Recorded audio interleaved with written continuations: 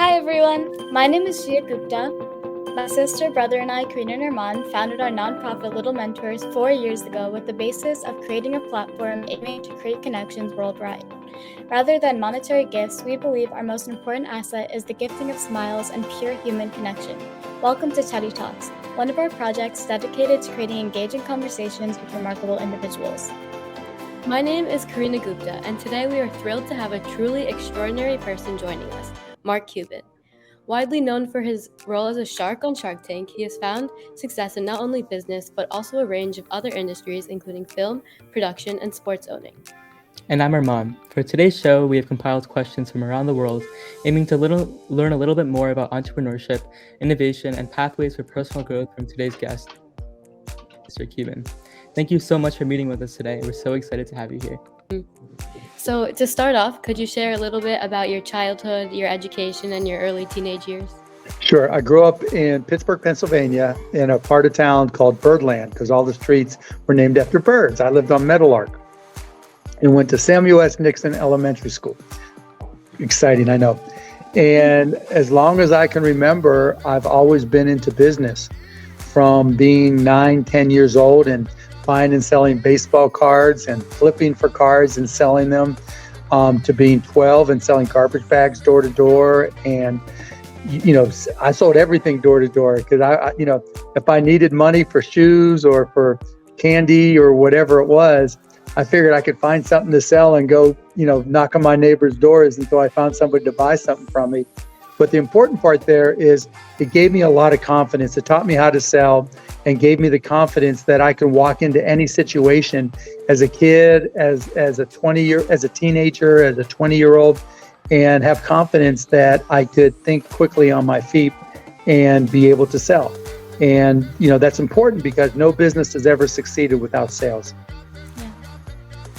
One thing I wanted to bring up, when I was in history class last year, we learned a lot of really inspiring individuals like Ben Franklin, and this year Andrew Carnegie. And your story is kind of reminiscent of the notion of the American dream, that if you work hard and overcome obstacles, then you can reach success. What do you have to say about the idealization of these typical stories of a meritocracy existing in the United States? And do you believe the American dream is real? So a couple things to unpack there. One, growing up in Pittsburgh, that's where Andrew Carnegie had his steel mills. And so he funded all the libraries that I used to go to as a kid and the museums. So I had a strong connection to Andrew Carnegie long after he was gone. So I'm appreciative of him. In terms of the American dream, yes, I think it's alive and well. I think the American dream and that the entrepreneurial drive that we have in this country is what makes us different than every other country in the world. There's a reason why immigrants come to the United States, and that's because there are opportunities to start businesses that may not exist in other lands. Now, that doesn't mean everybody's going to be successful. And it also doesn't mean that everybody starts from the exact same point. You may go to a school that is not very good. You may be born into a family that really, doesn't appreciate education or business or whatever it may be. And that puts you behind. I mean, I can't tell you how, my dad did upholstery on cars. My mom did odd jobs. And when I was getting into business, I would try to ask him questions. He was like, "Mark, I have no idea what you're talking about. You've got to figure these things out for yourself." And, on one hand, I guess it slowed me down some, if I would have had parents that were really big in business. But on the other hand, just getting that mindset that I have to figure things out for myself really paid off for me. And I think that's the key. And again, I'll say it over and over again. Even though the American dream is alive and well, it doesn't mean everybody's going to be able to achieve it. And, as a result, there is a lot of income inequality. There is a lot of unfairness. There are a lot of situations where people aren't given opportunities that they probably have earned. But even despite all these failures and problems in our system, it's still the best one out there, and while not everybody will achieve it, at least, some people will break through, like I was blessed to do so. And I'm sure you guys will, and there'll be people on this podcast or on the Teddy Talks that will also be fortunate enough to break through. And you just, all you can do is ask for that chance. Yeah. I think one of the largest conversations happening right now in the nation, and I guess globally, is how the overturning of race-based affirmative action will change the ideal of the American dream, especially for people of marginalized groups and who have been typically discounted from the education system. So what do you think of this, and how do you think different forces can exist to combat that? Because it's not only affecting the education system, but also the economy. We're having less diverse teams and different groups and different companies that are helping run our country. So what do you think of that in terms of the American dream, and also how it's affecting a lot of the different companies and even power systems that exist to help run our society? You guys don't mess around. You go right to the heart of the hard questions, huh? So first, let's start with DEI and the ruling for schools. There's this thing called the law of unintended consequences, where people try to take a ideology and push it through. And in this case, they were able to take it to the Supreme Court, and the Supreme Court ruled in their favor that there's certain things you can't use when it comes to making determinations for admissions into universities. And so on one hand, the people who brought that lawsuit feel like they've been vindicated and have won. But the reality is, what we're starting to see is a complete dismantling of the admission programs to a lot of universities. In other words, if it's going to change, let's change them top to bottom. And so you're seeing changes in how certain universities use legacy admissions. So that I went to Indiana University. My parents didn't go to college. Well, I take that back. My mom went, but not until she was 50 years old, after I was able to pay for it. But if for my children, if they wanted to go to Indiana University, if Indiana gets rid of legacy admissions, then they're going to have to just get in the same way as everybody else. Now, what happens as a result of that is that can free up, I don't know the number of slots, but in any given university, if you remove legacy admissions, those are more spots available for people who otherwise might not have been accepted without DEI programs. And so that's one way to look at it. Another way to look at it is that schools will take advantage of this opportunity to, because universities have to compete. It's not, they don't operate in a vacuum. How old are you guys? We're all 16. 16. So you're starting to think about college now, right? You're thinking about which ones you like. And because you guys are so smart, I'm sure you're getting recruited by certain schools as well. You're getting letters, and you're getting emails, and you're getting all kinds of information about the universities. And I think what you're going to start to see, maybe not this year, but in the future, universities saying, look, we want a diverse base of students because we think that makes people smarter. Going to a school where everybody looks like you actually is a negative, because the real world isn't monolithic. It's not just homogenous with one race, religion, whatever it may be. And so having exposure to, a full amount of diversity that reflects the country that you live in is a huge positive that I think will allow schools to attract better and more diverse students.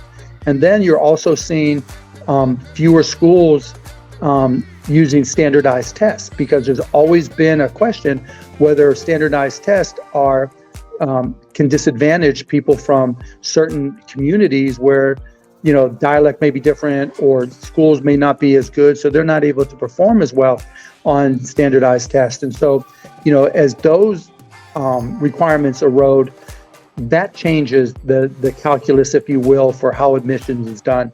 And then finally, what I would tell you is, and this is kind of my prediction, what makes the university system in this country really difficult for so many, and really difficult in a capitalist marketplace, is the concept of accreditation.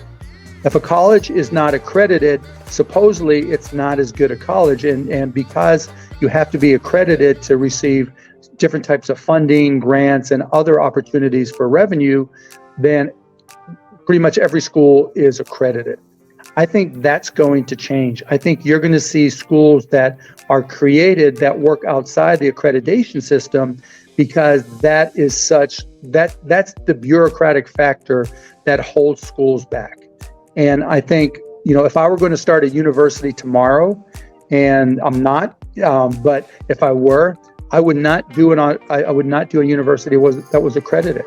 I would do a university that was best in class for whatever it is that we would teach, and I would do it as a university that was focused on being affordable. We're not going to have it. There's no reason to have a psychology building, a business building, a sociology building when all the classrooms look the same. And all that does is increase the cost of going to school. So, it's a big question with a lot to unpack, but I think they might have opened up Pandora's box with that ruling, so that while on the surface, it seems really bad that, opportunities for affirmative action to help schools make their student bodies replicate what they see in the real world in terms of demographics. I think schools will take it upon themselves to find ways to do that replication. And I think that could lead to universities going on a far different path. And I think it also could lead to new universities being created that go on a far different path. So kind of discussing that path to college, as Armand mentioned before, we got a lot of questions from students all around the world to kind of complete the goal of our basis of Little Mentors. So our first question comes from a local student named Chase. So, my name is Chase Roberts, and I'm going to be a junior this year at Brick Township High School. I was wondering what the benefits were of you attending college early and not fully completing your high school senior year, and how that played a role as you rising as an entrepreneur today. Thank you for your show, and I'm a big fan. Thanks, Chase. So what Chase is referring to is when I was a junior at Mount Lebanon High School, I wanted to be able to take economics class that was limited to seniors. And my school said no. And I thought, well, geez, I'm trying to show that I want to academically challenge myself. And they said no, twice, 3 times, 4 times. And so I decided I would take night classes at the University of Pittsburgh just to see how well I would do as a 16-year-old. And again, the underlying theme was I always try to challenge myself. I always want to see if I can do things that people don't think I can do, if I can take on intellectual challenges that others may think I wasn't capable of. Because I'll be honest with you, when people looked at me as in high school, at any age for that matter, they didn't see somebody where they said, okay, this kid's going to make it. They weren't going to vote me most successful. They weren't going to vote me most anything. It was just like, okay, this kid's just a normal kid with nothing super special going for him. And I didn't like that. I wanted to challenge myself. And so I took a couple classes at night at the University of Pittsburgh. I registered for 2. One was psychology, which I did well in. The other was a grad school class, because I took Russian in high school. And so it was a grad school class on Russian history. And I got there and they're like, what are you doing here? You're 16 years old.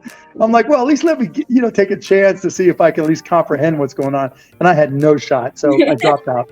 But at least I went and I found out. But then with doing those classes, I realized that college was not, I could do college, right, as a 16-year-old. So rather than going back to Mount Lebanon High School, because I was able to take classes at the University of Pittsburgh at night, I was able to enroll full time for what would have been my senior year in high school. And so I enrolled at Pitt, had fun, learned a lot about life, about my studies, but Pitt also did not have an undergraduate business school at the time. And so I wanted to get out of Pittsburgh. I wanted to continue to challenge myself more. It was too comfortable being at home or being in Pittsburgh. And so I decided, sight unseen, to go to Indiana University after I got accepted there. And I went to IU, and the first time I saw it was the first time I walked on campus. And talk about challenging myself. I decided that when I got there, I wanted to truly see how smart I was. And so I decided I was going to see if I could enroll for senior level classes so that when I got to be an actual senior, I could take freshman level classes and it'd be real easy. I could party my whole senior year. And so I got to registration, and this was back in the day when not everything was computerized.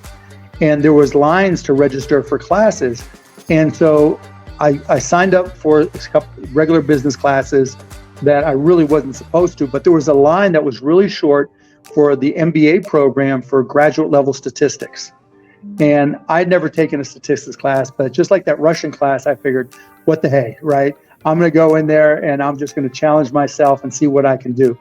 So it was a class, K501, MBA. I was 18 years old, and I ended up getting an A in the class.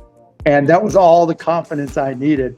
And long story short, as an aside, the name of the professor for that class was a guy named Wayne Winston. And fast forward 20 years plus, and I just bought the Dallas Mavericks, and I'm watching Jeopardy. And there's Wayne Winston killing it on Jeopardy. I'm thinking, oh, I remember him. He was my prof. Not 2 months later, we went to play the Indiana Pacers in Indiana. And I hear, Mark, coming from the stands. And had I not seen him on Jeopardy, I probably would not have recognized him because it's been so long. But there was Wayne Winston, my prof for statistics from when I was 18 and snuck into an MBA stats class.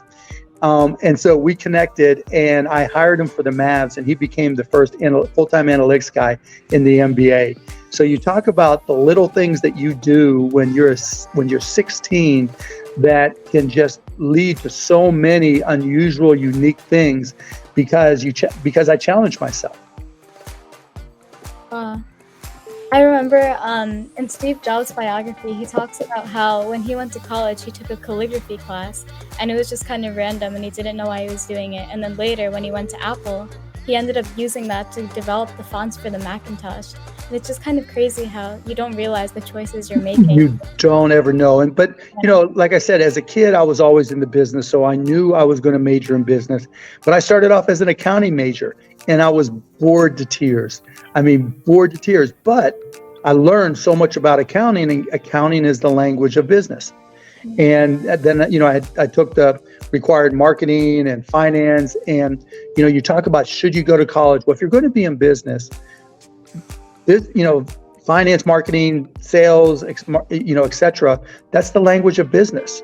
And if you're going to be a young entrepreneur starting a company, whether you're 16, 20, 25, or 30, either you know it or you have to pay somebody to know it. And when you're paying somebody else to know these things that you don't, you're always dependent on them. And that I never liked that as an entrepreneur. Like I said, I always tried to take it upon myself to challenge myself and learn no matter what it is. And I did back then. If I had to spend hours and hours and hours reading, a manual to learn about software or whatever it was, I would do it. And I would do it to this day. And what's apples to apples now as it was then is with artificial intelligence. The thing about artificial intelligence, everybody's played with ChatGPT. You guys have all tried to figure it out and try to, use it as a hack to speed things up and to help yourself here and there. But as you know, ChatGPT hallucinates. It lies. And the only way to know if it's right or wrong is if you know your stuff. Because if you're trying to get it to write a paper on Shakespeare for you, and you don't know anything about Shakespeare, you're not going to know if it's hallucinating or not. And you're not going to get very far in your class. And so in order for any AI, ChatGPT or otherwise, to work well, it has to have domain knowledge. Because if you don't ingest correct information or the breadth of information needed, then it's not going to work. And so having a well-rounded education is important, not in the terms like we may think of the mid-2000s or 2010s, where, okay, will this education get me a job and what will pay for? But in terms of, in an AI universe, having domain knowledge, no matter what it is, you can be a historian, you can be an English expert, you can be, a linguist, but having that expertise is what AI needs in order for a model to be successful. And so the rules of the game for your generation getting into college are changing very quickly because AI is a unique underpinning no generation before you has had to deal with.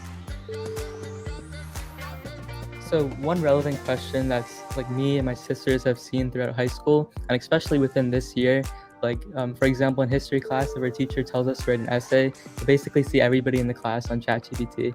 So what do you think like the implications of ChatGPT's education system? Like, how do you think it will So transform? ChatGPT is the ultimate multiple choice test. So in a multiple choice test, if there's 3 options, 2 of them are wrong, right? And you've got to know what's right in order for it to work for you, in order to get the answer right. As I said with ChatGPT, it hallucinates. You have to know when it's telling you the truth and when it's not. Otherwise, you'll turn in a paper that's incorrect and you're going to fail. There's a story that went around a couple months ago about a lawyer who used ChatGPT to write a briefing. You saw this, right? And it cited cases that didn't exist. And the lawyer got into a lot of trouble with the court for trying to get this shortcut and learned a valuable lesson and taught us all a valuable lesson. ChatGPT is a great hack because it does a lot of the initial typing for you. You know, if you're writing a paper about the causes of the Civil War, great. It's going to write a whole lot and then you can go through, but you're going to have to know what's right and what's wrong so you can correct it. You get to play the teacher, right? And correct it. And if you don't understand the subject, you're going to fail, right? You're not going to get it right. And so while ChatGPT is a good time savings, and it definitely has better grammar than I do, so it's a benefit there. If you don't know your stuff, it's not going to help you at all. Yeah. So talking a little bit more about AI, we have another question talking about how AI is going to change the future and the workforce. Hi, my name is Dominic Anthony and I'm 17 years old. Now, my question was about the evolution of AI and how much it's completely revolutionized the job markets. And my question to you was, what jobs do you think are going to be the most promising for our future generation? Because as you know, AI is eventually going to replace most, if not all, jobs that are conceivable to people. But there are obviously a few that are still going to be needed for people like us. And I was just wondering what your opinion is on that matter. And, you know, like I said, what are the most promising jobs for our future generation? Thank you. So thanks for the question, Dominic. First, AI is not going to replace most jobs. And it'll probably end up creating more jobs than it replaces. And a reason for that is there's not just one AI. There's not some monolithic AI like in a movie that just controls everything. You know, this is the AI, it makes all decisions, you know, and then there's some robot going around, you know, doing robot things. That's, I guess I'm showing old school robots, but that's just not the way it works. AI is a very, very competitive world. And so, you know, right now you see, you know, ChatGPT, you see Bard, you see the LLMs that are open source from Meta, Facebook, right? You see Arthur, and there's an unlimited number of other options. And then there's derivative usage, particularly of the open source models, where companies will take those open source models, and create their own versions. So there could be millions of models. And so in terms of what's next, those millions of models need tens of millions of people to support them in one way or another in order for them to compete. Because if there's the Mark model and there's the Dominic model, Mark's model is obviously going to be better, but Dominic is going to want to make sure his model is pretty good, right? And so there's always going to be a need for smart people who have a variety of expertise, because again, that domain knowledge is critical. And I'll go, you know, you brought up Steve Jobs. He has one line that I use all the time. He said, everything is a remix. If you go back to the early Macintosh, it was a ripoff of this company called Xerox. And there was the thing called Xerox Box. They had the first mouse. They had the first graphical user interface. And he just, you know, remixed it, right? Just gave it a different beat, if you will.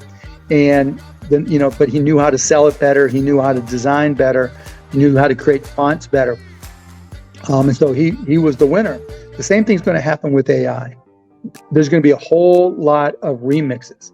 And that's going to take a whole lot of expertise and a lot of subjects. And the other thing that you're starting to see that I don't think people fully comprehend yet is not everybody's going to share all of their information. we tend to think that ChatGPT has access to everything, right? And it must know at least a little bit about everything, even if it hallucinates, because who doesn't provide information to ChatGPT? Well, it's the exact opposite. A lot of companies that have intellectual property learn a lot of expensive lessons with the internet. And, the internet just spidered their content, their websites, their media, and Google and before it, Yahoo and others became the front end to their content. And Google made all the money, and so that was a problem. And so you're already starting to see, I think it was Sarah Silverman sued Microsoft and ChatGPT for ingesting her content into the ChatGPT model. I know when I looked, there was a link that you could go and put in a website and see how much of it was used and how many lines were used. And so my blog site, blogmaverick.com, they ingested all of it. And other sites that I'm involved with, they ingested all of it. And without me giving proactive permission. Well, that's not going to, that's fine in version 3.5 and 4, but 4.0. But at some point, the owners of the IP are going to say, this isn't right. You have to pay us for access. And I could very easily see, let's say for medical, they're trying to use large language models to provide medical advice to doctors. You're going to see the Mayo Clinic do a deal with, and I'm just hypothesizing, the Mayo Clinic doing a deal with ChatGPT and Microsoft and OpenAI, and the Cleveland Clinic doing a deal with Bard and Google because they got paid more from one or the other. And that means that neither model has access to everything. And Dominic, that's the underpinning issue. Of the millions of models that'll be out there, none of them, zip, will have access to everything. All data, all intellectual property.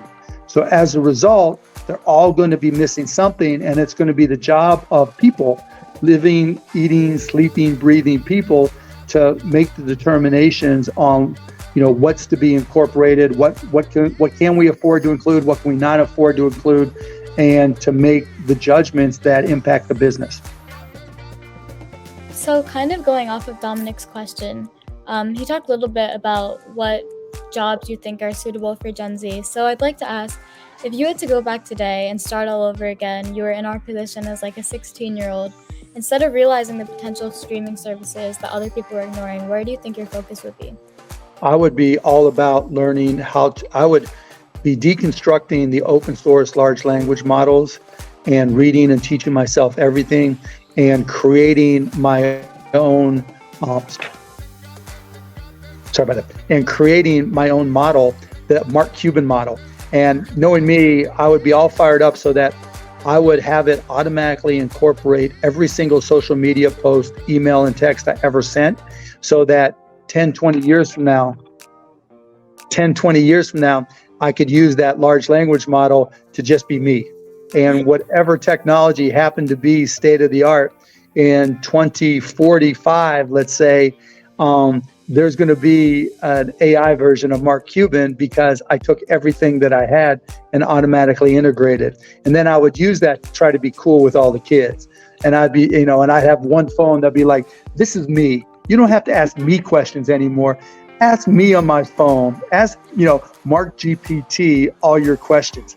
Yeah, I mean, couldn't you see a kid walking down, with long hair, walking through the hall and just, maybe just having it on a chain around my neck, say, and getting really stupid and even putting a piece of tape over my mouth. I'm not talking, talk to the phone. That would be me. That's it kind of sounds almost dystopian almost. What do you think the notion of an individual is anymore? Do you think the role of humanity is going to change because of artificial intelligence? No, I think only humanity can be humane. And I think that, if you look at the human body, there are there's an infinite number of variables that make up each one of us individually. You can't quantify it. But that's what our what's the right word? That's how we're sentient. if that makes sense, right? It's all those infinitesimal number of variables from our genomes to our microbes to you name it that make us unique, that we're born with and evolve as we age. And there is not enough processing power, and I can't imagine when there'll be enough processing power to replicate that. And if you believe in evolution, which I think most of us do and I do, there's no reason why we won't evolve against machines as much as we evolve in response to nature. So after your education and your academic career, how did you really start your entrepreneurial career? And could you share a little bit about your major ventures? First of all, I never ended my education. To this minute, to this second, I'm always learning. To me, that is one of the greatest entrepreneurial skills you can have, to be curious and to have that quest and thirst for knowledge, because that's the only way to compete. How do you know if you're better or smarter or slower or cheaper or whatever unless you're continuously learning? And in a world where it really all you need is your effort to start a business, how do I know there's not some 12-year-old kid just ready to kick my butt? And so the only way to stay ahead is to always be learning. And that's kind of the way that's something, as I said earlier, I learned as a young kid, and that I've just always taken with me every step of the way. And the good news is I love to learn, right? I love finding out new things. And, with my first company, Micro Solutions, I just kept on trying to find new ways to apply new technology to business. And I was able to do it faster, better, cheaper than most others. And we became one of the largest systems integrators in the country when I was in my mid-20s and late 20s, until I sold that to H&R Block CompuServe. And then, from there, I took time off, traded stocks, had fun, and then reconnected with a buddy from college, Todd Wagner. And he was like, look, this internet thing is brand new. This is like 1995. And you're the tech geek. You had this company, Micro Solutions, that did networking. Can't you figure out how we can listen to Indiana basketball in Dallas, Texas? And that literally was the start of the streaming industry as a business. And so going from there was like, okay, how can we make this work? And once we realized that, oh my goodness, streaming could be something special. We called it internet broadcasting back then. Internet broadcasting could be something really cool and different. And it was hard to do back then. It wasn't easy like it is now. It's not just like press a button and there's the video. It was a lot harder, but we figured it out, just because I always had confidence that I would figure it out, no matter how many hours I had to stay up, no matter how hard I had to work, no matter how much research I had to do.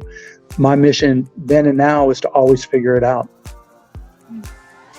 So with your role in the development of internet broadcasting, it's clear that entrepreneurship holds unique potential for growth and success. Speaking of which, one of our viewers, Suara, has a question about the accessibility of success. Do you believe everyone has the ability to become successful? And what are the sacrifices needed to obtain this level of success? It's a great question. So the first basis of that question is define success. Success isn't only defined financially. I was broke, sleeping on the floor, 6 guys in a 3-bedroom apartment. It was nasty. But I still thought I was successful because I was having a blast and I was learning. And I knew that, worst case, I was just going to get a job, live my life and have fun. Best case, I could start a business and be successful financially. And so if you're waking up every morning smiling and excited about the day, you're successful. If you're setting goals and recognizing that, a goal is a mission, but it's also a process. That, I failed many times. I got fired from jobs. I had businesses that failed. You never heard of the business I started to sell powdered milk because it was cheaper than regular milk. And so what if it didn't taste quite as good? Well, people didn't like that so what part. And so I learned lessons, and I worked for businesses that I got fired from or failed. And I learned more from the businesses that failed than I did from the businesses that were successful, because I learned what not to do. So you have to come up with your own definition of success. And once you define that, you can go for it. and you can learn and you can try to figure it all out, what works for you. But the only thing that I'll add to that is you're going to fail. You're not going to fail once. If you're really driven and trying to set a level of success that's difficult to attain, you're probably not going to fail once or twice. It could be like me, it could be 3, 4, 5 times, but you only got to be right one time. Doesn't matter how many times you fail. You have no idea how many times I failed. I have no idea how many times Bill Gates or Steve Jobs or pick anybody else, right, failed. We don't know. We don't talk about our failures. We just hear about the successes. But know that we all fail and you only have to be right one time. So some of the greatest forces in our society that allow people to succeed and allow people to achieve that success are both business and politics. So our next question comes from a local student named Jenna, who asks, You flirted with the idea of running for president in the past, so going off of that, do you believe business and politics should function in the same sphere, or are they separate entities? Thanks, Jenna. It's a great question. First of all, when it comes to citizenship, when it comes to your rights as a citizen, your profession is not relevant. You have the opportunity as a citizen of the United States to participate in the political system, period, end of story. And so I don't think there should be any type of restriction based off of your demographic, your race, your creed, your profession. To me, that doesn't work. That said, as an entrepreneur, when I look at our political system, I think it needs to be disrupted. It won't be easy, but our current two-party duopoly is creating all kinds of problems for this country. We've really become segregated and segmented, if you will, by party identification, and that's a problem. And I think, and this is my opinion, that a fundamental reason behind that is simply because the way we elect our candidates, even in our primary system, panders to the extremes, right? We have a primary and then a general election for most offices. And in those primaries, we typically don't vote in the same numbers. And just the rule of small numbers is if you have fewer voters, then more extreme positions can influence the outcome. And so I've been a big proponent of ranked choice voting, which I think minimizes the extremes in how elections are handled and how candidates are selected. I don't look at our national offices and say, wow, those are the best candidates we could have found in the United States of America, age 35 or older. And I think that's a reflection of the duopoly system we have and both parties trying to do their best to retain power, even if it means not running a candidate that is in the best interest of the United States. And you know what they say, power corrupts, absolute power corrupts absolutely. And I think, these are the symptoms of our current system. And so I've tried to work very closely with supporting ranked choice voting, and I'd encourage everybody out there to take a look at it as well and try to learn more about it. So asking another question relevant to politics, which is I think a little bit more relevant amongst, I think a little more prevalent amongst younger audiences. We had a question from Arush, who's another local student, and his question was, do you believe someone can attain billionaire status completely ethically, whatever that means to you? And if not, do you think billionaires should redistribute their wealth to help the communities they've exploited? So yes, you can achieve it ethically. I believe I have, right? But it does take luck, and luck comes from scale. So when we had broadcast.com and we went public, the stock market prices went through the roof. And when we sold the company, the stock market prices were going through the roof. It wasn't anything that was unethical. It's just the stock market. Just like if you buy a share of stock as the 16-year-old for $10, if it goes to $1 million and you become a millionaire, is that unethical at all? With you haven't had the opportunity to choose the company. If you start a company now that helps people and it becomes a significant company and your net worth becomes more than $1 billion, does that make you by definition unethical? No. I think the unethical thing is defining somebody by their bank account. Nobody tried to dismiss me when I was broke sleeping on the floor. Nobody tried to dismiss me when I had $0 in my bank account. And so trying to define somebody by their bank account or their net worth in either direction, I think is wrong. That's the unethical part.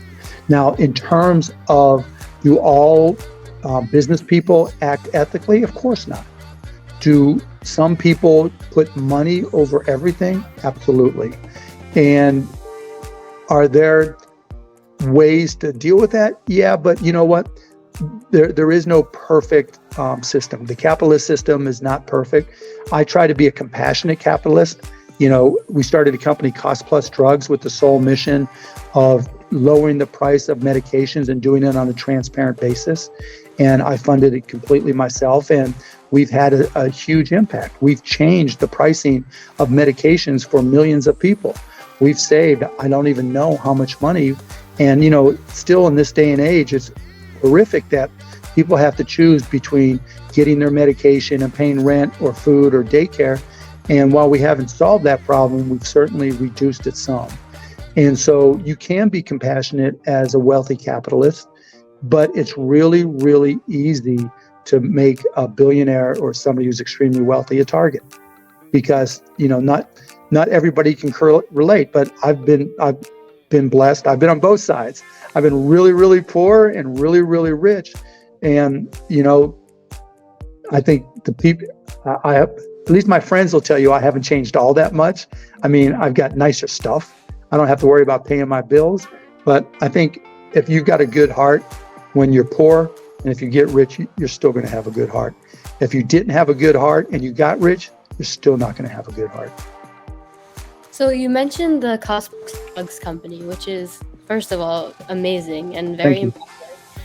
And so we have a question from another local student who has some experience with healthcare issues and wants to ask a little bit more about the drug company. My name is Aaliyah Moskowitz, and I am 17 years old. Throughout the years, I've had to deal with numerous chronic illnesses such as fructose intolerance, celiac disease, asthma, and scoliosis. And my parents have had some financial run-ins because of the price of drugs and treatment in order to keep me happy and healthy.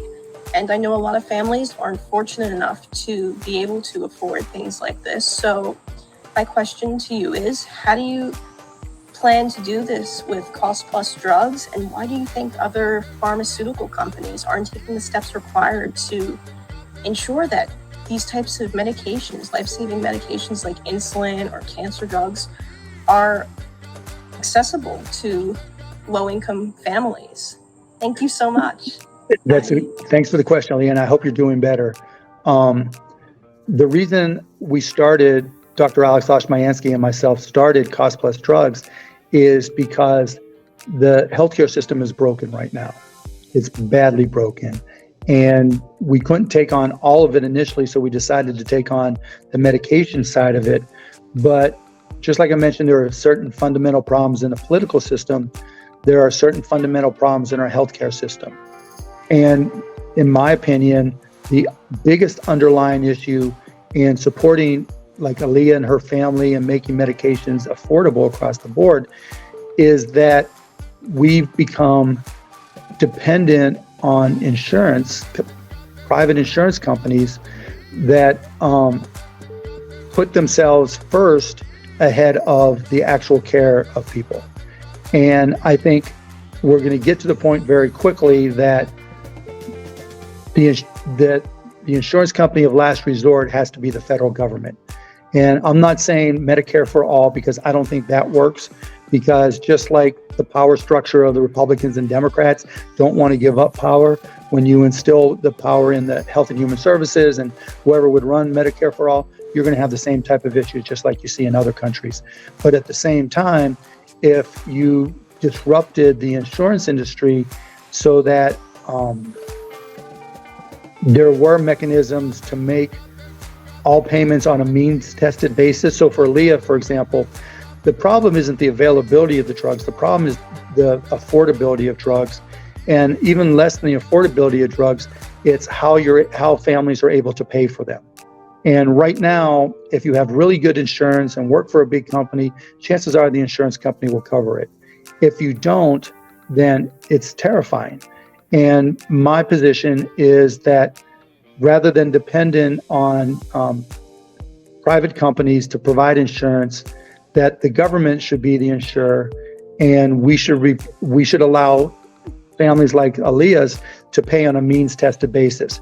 And what that means is, just pulling numbers out of the air.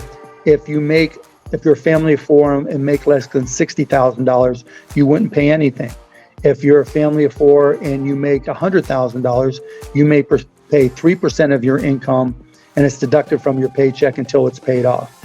If you're at my level, you just pay for it, right? You get no sympathy whatsoever. You write the check, and then it's just stratified depending on your level of income. That way, everybody gets the health care that they need, the medications that they need, and our taxes act as the insurance instrument or the pulling of cash so that these bills can be paid. And we allow people to pay based on their ability to pay, if all that makes sense. Yeah. So you talked a little bit about how certain systems are inherently flawed, such as healthcare and politics. And Prita's next question will be talking about the economic system we currently operate in. So, do you think that the capitalist framework that America operates under currently, with fueling things like production and consumption, is a risk towards how we're moving forward and relating to climate change? If there's a better option that we could disrupt capitalism, I'm all ears. Typically people talk about socialism and the derivatives there, and communism and the derivatives there, and capitalism as, basically the three options. But if there's a fourth one somewhere that I don't know of, bring it on, right? But to answer your question more directly in terms of capitalism, capitalism is driven by consumerism, and different consumers get to have an impact in how they make their decisions, particularly now when information is so much more readily available than it used to be. And so for Gen Z, if there's somebody who is polluting, get loud, right? Don't participate with that company. Don't support them, because if I were 16 years old, it's something I'd be very concerned about. I have 3 kids, 13, 16, and 19, and I'm concerned for their future as it pertains to climate change. And so I want them to speak with their voice and make buying decisions based off of companies that influence climate change the most, or improve it or hurt it.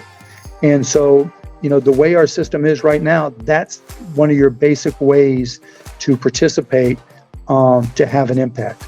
Now, there's certain times when you can't. If you need gas for your car, you need gas for your car. If you need to, you need electricity for your house, you need electricity for your house. You can't really withdraw from that. But at the same time, you can make your voice heard. And I think, between social media, between, being active, and between making buying decisions, you can have an impact. So you talked a little bit about... And let me add one more thing. Sorry about that.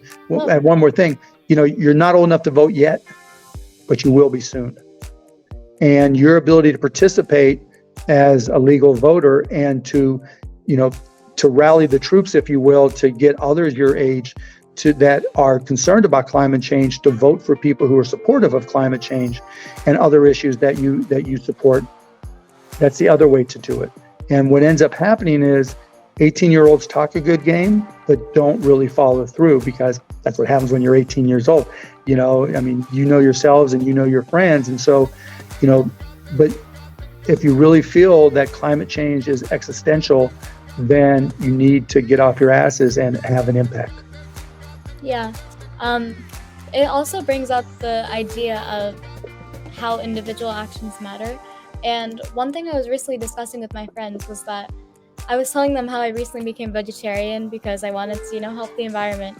and they were talking about how the idea of the carbon footprint and individual actions is like kind of a myth, and it was perpetuated by big oil companies to try to believe that we had an impact instead of actually going after them and working on like these different political advocacy systems, or like actually working on going against them, but rather focusing on these seemingly seemingly non-consequential actions. So how do you think you can balance like making these individual choices about your own lifestyle versus Well, first, I would disagree with them, right? And I would also say they're not mutually exclusive. Just look at viral videos. There are people who have done things that have become brand names on social media because they went viral. You know, the Mr. Beast story, right? Started at 12, got 7 views on a video, and kept on working until now he's getting, 150 million views per video. If someone would have said, okay, can you start at 12 years old and become Mr. Beast, the largest, social media platform in the world, basically, people would say, no, you can't have it. No one person can have an impact like that. And then he goes and pays for people to, get the surgery to end their blindness, and has an impact. And so the same applies to everybody. You can make a choice, and you have to keep on grinding, because you don't know when it goes viral. And you don't know, there's no reason, just like a Mr. Beast video can go viral, or what's the one on TikTok where it's ice cream, or I'm eating ice cream, and you know which one I'm talking about? And there's just somebody that eating ice cream, whatever, and it's stupid as hell, but everybody watches it, or all the ASMR stuff, right? And so it's just like, who'd have thunk there'd be tens of millions of people watching this stuff? Well, if it can happen with somebody just looking at some ice cream, just think what you can do, right? Don't put any limits on yourselves, because social media will continue to evolve. 2 years ago on TikTok, we were talking about the whoa, right? Or maybe 3 years ago. And, it's like, hey, dude, and all that stuff. And it was just like, you ever thought you see me do the whoa on it? But the point being that it evolved, didn't it? TikTok's not about dances and even music so much anymore. It's more become just a platform to try to do everything. And you can have more influence on people's political perceptions and feelings on TikTok for Gen Z than anywhere else. And so that platform than people my age know it by a long shot. You know it far better. And so there's unique opportunities. You just have to not limit yourself. You have to just say, okay, this is where I can put my time and my energy. And yes, I can have an impact, because I know what separates my generation from everyone that came before us is the fact that we have this platform where we can go viral. Yeah. With so many platforms like that, like TikTok, Instagram, all these social media platforms, it seems like our attention has turned into profit. And with ideas like false consciousness, as a parent, do you address all these different competing forces of attention on your children, like social media? I mean, when I was a kid, it was always, you're watching too much TV. It's going to turn your brain to mush, it's always been analogous, whereas you might have your head down in your phone for 6 hours a day, jumping between Insta and TikTok and, wherever else you might find Twitch, wherever else you might find yourself, YouTube. It's 6 of one, half dozen of the other. So I'm not necessarily worried that they're there. I worry about how they use their brains from there, because you never know where inspiration is going to come from. We never know, for better or worse, for that matter, right? Because there's rabbit holes you can go down through that are negatives, and there's rabbit holes that are positive that can really enlighten you. And so, if someone sees excerpts on this on TikTok or YouTube or wherever, right? Hopefully that's a positive.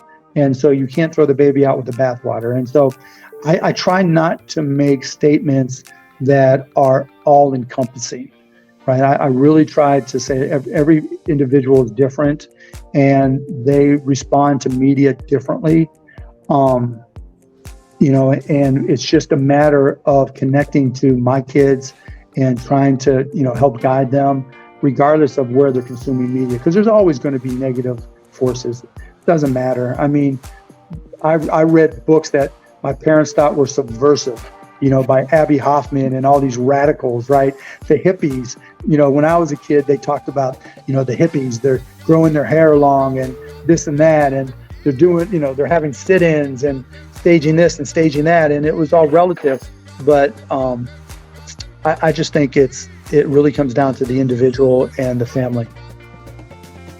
Yeah, I love the story you talked about in one of your podcasts of your son asking you about royalties on Shark Tank. Right. Watching a video. But that's a really good point about how not making it an all-encompassing statement. But one thing that a lot of people have gotten from media, from I guess just a cliche people have inherited, is the idea of, well, actually, I'll let the person who asked Karina can play the video. Hello, Mr. Cuban. I hope you're doing fine today. My name is Ricky Marja. Can money make us happy? Can what make us happy? Can money make us happy? Let's put it this way.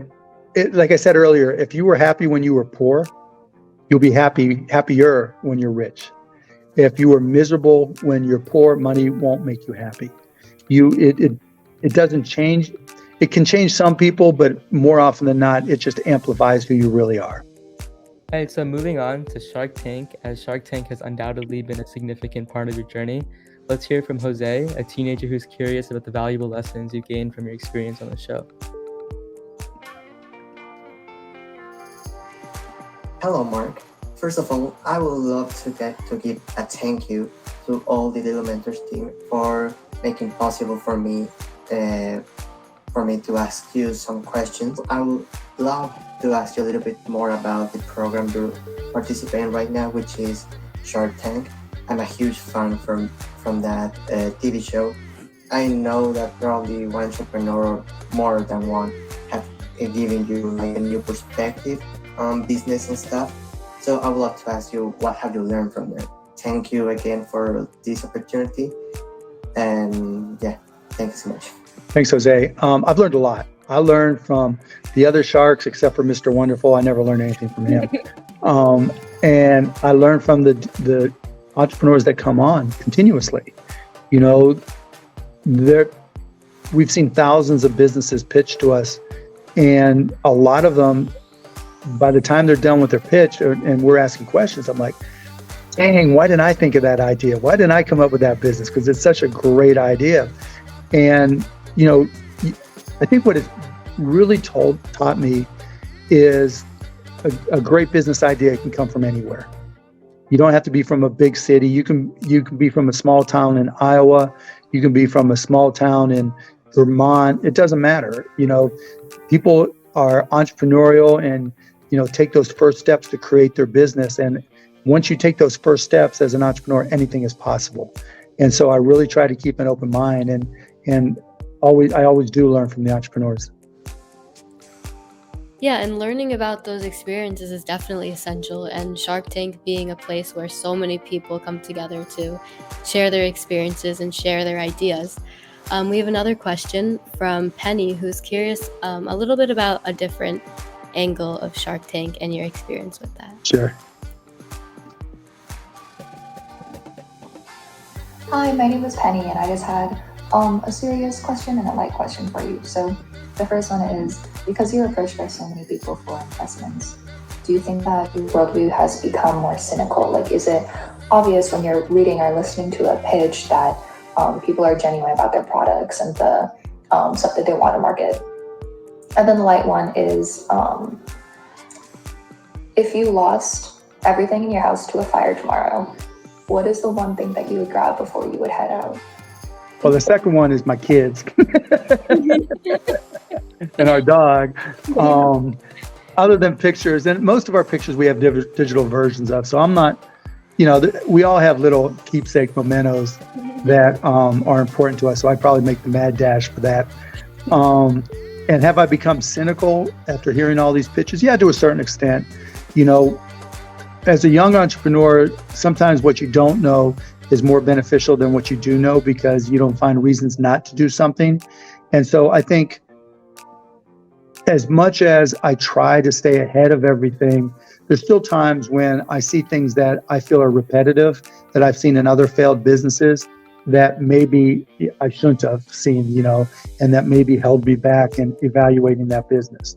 But generally, particularly on new stuff, I really try to keep an open mind, and I really try to stay excited about things that are new. So, she talked a little bit about cynicism related to Shark Tank, but the next question is shifting a little more to the relationships you've accumulated and how they've also shifted based on your position over time. Hi, my name is Julian Sharpcorn. I'm 17 years old. As you're generating wealth, economic and social capital, have you ever had people around you where you felt like they were there because of, I guess, what you have or like your money?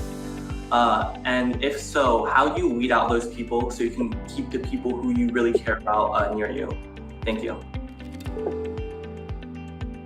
Yeah, it's a great question, Julian. When I first made a lot of money, I had people make insane requests. I had some guy that I didn't really know ask me for $275,000 because, hey, you won't miss it. But the reality is, they weren't my friends. My best friends are my buddies from high school and college, and the ones I met when I first came to Dallas when I wasn't rich. I was sleeping on the floor or whatever. And those are the people that I know and care about. And the thing about it is, when they're your friend and they're in trouble, you already know it. And I know I'm in a position to help them, and I'll volunteer it because I wouldn't want them to ask, right? Because I know how hard it would be for them. If it's somebody I don't know and they're asking and they're trying to glob on and pretend they're my friend, I'm not looking for new friends. I've got my family, I've got my friends that have been with me forever, and that's cool. I've got the guys I play basketball with, I got the guys I work out with, I got the guys around the Mavs. We're friends, but if someone's asking me for money, they don't know me at all, and they're not going to be around me very long. So that was talking a little bit about how your relationships have shifted, or I guess stayed the same like you talked about. Now we're going to talk, the next questions talk a little bit about your goals with money. Hi, Mr. Cuban. My name is Shivani Dagalore, and my question for you is, how has your perception of wealth changed as you have pursued it? And how has that affected you both positively and negatively? Thank you. It's an interesting question, Shivani. I really, as a kid, I had no concept of what real wealth was about. None. I just wanted a car. I wanted to go to college and then see where it took me from there. As I started to get wealthier, then there were certain things that I thought, okay, if I can only make this amount of money, I can get a plane. And to me, that was the ultimate status symbol, because the one asset you can never get back and you can't buy is time. And that's something my dad taught me. And planes are something that can save you time. And to me, that's the ultimate asset, just saving time. But beyond that, I really made a conscious effort not to fall into the traps that I thought people might fall into when they were wealthy. You can see behind me, right? It's a mess. There's not somebody coming in here to clean up after me. And, you don't see me getting dressed up all fancy. It's just, I tried to, like I said before, just be the same person I've always been with the same friends, and not fall prey to, you got a butler and you got a driver and you've got this. And that's just never been my style. Because, and the reality is, for me personally, is I've always had fun. I like my life, right? I don't need somebody intruding. Oh, Mr. Cuban, would you like a snack right now? How would you like your ice cream? 3 scoops or 2? I can scoop ice cream myself just fine. And it's fun to scoop ice cream, right? I don't need people doing those things for me just because I can. There's a lot, like cost plus drugs, there's a lot of better things I can do with my wealth than having people intrude on my personal time. So shifting gears a little bit, I see like all the Mav memorabilia behind you. Yeah, do you see that trophy back there? Yeah. So we have a basketball player who wants to ask you a question about your favorite moments. So sure.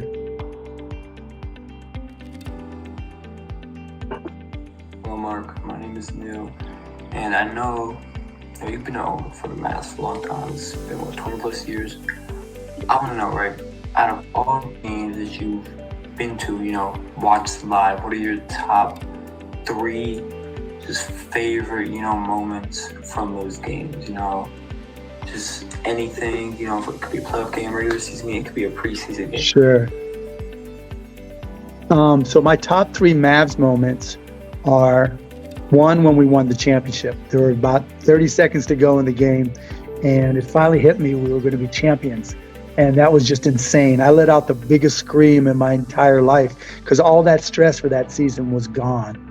The second one was the first year the Mavs went to the playoffs after I bought the team. We were really, really bad when I bought the team and hadn't been to the playoffs or had a winning record for like 11 years. And we shocked everybody and beat the Utah Jazz on a last-second putback by a guy named Calvin Booth, who's now a champion because he was the general manager of the Denver Nuggets. And so he had a putback to win the game.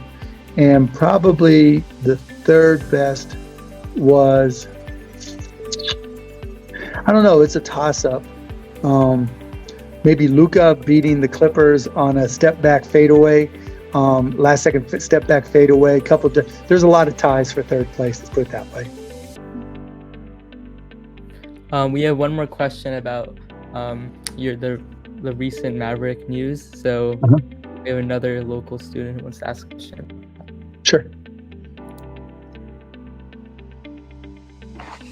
I'm Mark Cuban. I'm Noah Yang, and I was wondering if the Dallas Mavericks do add Clint Capella to their roster, is that the final piece they need to win an NBA championship? And another question, do you see the Dallas Mavericks winning a championship in the next 5 years with the rise of many young teams such as the Oklahoma City Thunder and the Orlando Magic, and along with super teams such as the Boston Celtics and the Phoenix Suns? Thank you. Well, Noah Yang, there's a lot there. So can't comment on trades that haven't happened yet, so I have to pass on that one. In terms of can we win a championship in the next 5 years, absolutely. We have this, superstar named Luka Doncic and another superstar named Kyrie Irving who are pretty darn good, and we think they're a great nucleus to build around.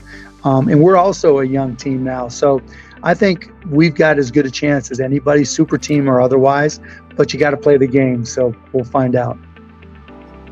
So next we have a question from a rising freshman at Vanderbilt. She wanted me to mention that because I know your daughter's at Vanderbilt. Yep. But a lot of the times we see things as very discreet and siloed, but she wanted to talk about how the Mavericks have informed some of your business decisions. Hi Mark, my name is Jordan Bradman. A question I have for you is, has a Mavericks game strategy ever inspired a business decision? How so? Well, Jordan, first, have fun at Vandy. I like the way they segregate freshmen there, so you're going to have fun living with all the other freshmen. And I'm trying to think. I tried to start a business. No, actually, in-game action. No, we looked at a new type of shot clock. We've looked at technology using video capture and video analytics, but none of them have really been extended to become a standalone business. We even looked at creating special chairs because these guys are all so tall, and when they sit on the bench, you would think they need special chairs. And we created them specifically for them, but nobody really got excited about them. So that didn't turn out to be a business either. So nothing that's happened on the court has really led to becoming a business yet. But now you got me thinking about it, Jordan. Regarding some of those business inspirations, do you have any specific superstitions related to your business ventures, or it doesn't have to be related to business? I have so many stupid stitions, I can't even talk about them. You have no idea. My kids, my family just laugh at me. And if I mention them, that means they'll all work against me, right? Because if you talk about your superstitions, then they don't work. And if they don't work, what's the point of them being superstitions? So I can't tell you about them. But yeah, I got lots of them. It's really ridiculous. Our next question is kind of just a fun one, not to manifest anything or think too far in the future. Okay. Hi, my name is Valerie Wong, and I wanted to ask you, what do you want written on your tombstone? What do I want written? Let's not be too morbid there. When I come back, I want to be me. When I come back as me, yeah,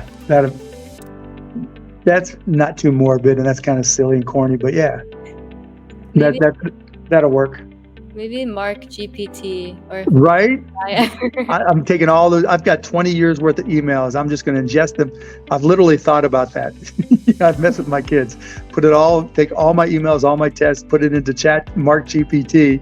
And so this way, 50 years from now, 60, 70 years from now, whenever you want to hear from Dad, and with voice opportunities now, they'll be able to recreate my voice, no problem, and even video. So I'll never die, right? I'll just be dancing on a screen somewhere, or better yet, I have a company, Kinoma, and we do holograms. So can you imagine setting it up? In my will, I have it set up where there needs to be a hologram connected to Mark GPT with all my stuff ingested and my voice synthesized. So I'm here around them forever. They'd hate me, but I'd crack up. So, kind of going along this thread, if you were born again, would you take the same route of being an entrepreneur and doing what you did? Yeah, I hope so. I mean, I've been the luckiest guy in the world. I mean, everybody has their ups and downs and painful moments, and but I've been blessed with an amazing family, and that tops it all. Wouldn't you hope that your parents would want to come back and have you guys again? And that's exactly the way I'd want it. So, with the future, are there any specific technologies that you're looking forward to? I know you mentioned holograms, but anything else?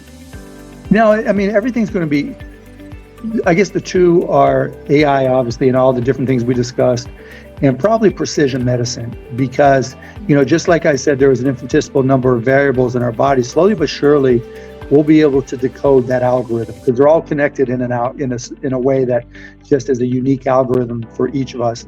And we may not get to all of them, but we'll get to enough of them where we'll be able to come up with personal responses to illnesses that are unique to each one of us. So now we want to go into a rapid fire segment. So Okay. we're just going to quickly answer questions, and you have to answer as fast as possible. Sure. Okay. What do you do to recharge? Play basketball. How much do you tip at a restaurant? A lot. Share a quick tip for expert negotiating. Don't try to win, try to be fair. What's the most unusual item on your desk right now? This thingy that my wife got that pops on your eyes, try to refresh your eyes. I haven't used it yet, but it's kind of bizarre, but I'm going to try it. What is something you could tell us that would shock everyone listening? I love dad jokes. Did you hear about the two antennas that got married?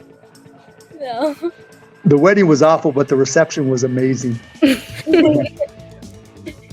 Get it? Okay, one word to describe the feeling of closing your first big business deal. Euphoria. Who is your favorite rapper, if you listen to rap? No, definitely. DMX was, and probably J. Cole now. If you had a theme song, what do you think it would be? By DMX, it's a song called Fame.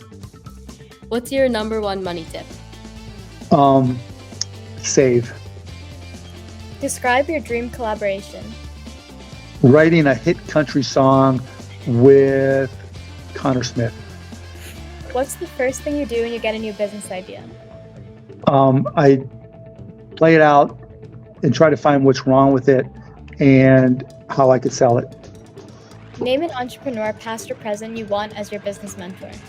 Steve Jobs. If you could organize a business conference anywhere in the world, where would it be? Montreal. And if you have 30 seconds to pitch your favorite childhood toy as the next big business sensation, go. Oh my God, a little stuffed monkey. It was the cutest stuffed monkey ever. And it was a monkey. I don't know. Thank you so much. Thank you so much for answering all these questions. Are there any last comments, pieces of No, advice? Or... thanks for doing this, guys. I mean, I think it's awesome what you're doing with Teddy Talks. I hope you guys are able to inspire as many kids as I think you will, and don't sell yourself short. You guys can have an impact on this world. This is your generation. This is your time to don't think, oh, I'm a kid, I can't do this. Think it the exact opposite. I'm a kid, which means I definitely can do this. So we hope everyone enjoyed listening. Make sure to check out our other Teddy Talks posted on our Instagram at Little Mentors, and stay tuned for more in the future. So now, Little Mentors, Teddy Talks, and Mark Cuban signing off. Thank you. See you guys.